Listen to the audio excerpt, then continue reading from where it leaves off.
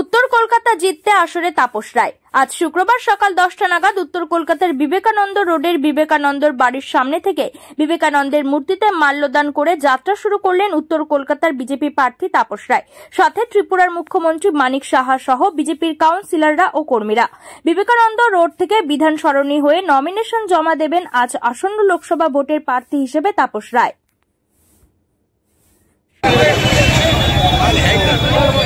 যশস্বী প্রধানমন্ত্রী নরেন্দ্র মোদীজির আশীর্বাদ জন্য কলকাতা উত্তরের ভূমিপুত্র, কলকাতা উত্তরের ভারতীয় জনতা পার্টির প্রার্থী তাপস রায় আজ এই পূর্ণ দিনের পূর্ণ লগ্নে আমরা আপনাদের ভালোবাসায়, আশায়, ভালো লাগাই আমরা চলেছি মনোনয়ন পেশ করতে।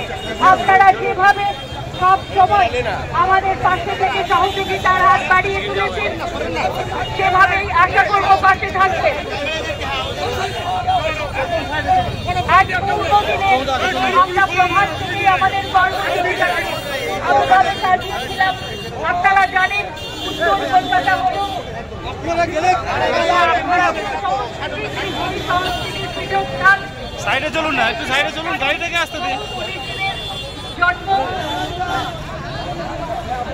তাই বাংলার এলাকার বিভক্ত মানুষদের প্রতিকৃতিতে মাল্যদান করে তাদের শ্রদ্ধা জ্ঞাপনের মধ্য দিয়ে আজকের পূর্ণ দিনের পূর্ণ লগ্নের প্রথম প্রভাত আমরা শুভ সূচনা করেছি। এই সূচনার মধ্য দিয়ে আজকের আমাদের কর্মসূচি আমরা এগিয়ে চলেছি যশস্বী প্রধানমন্ত্রী নরেন্দ্র মোদীজির আশীর্বাদ জন্য উত্তর কলকাতার ভূমিপুত্র, কলকাতা উত্তরের ভারতীয় জনতা পার্টির প্রার্থী তাপস রায়ের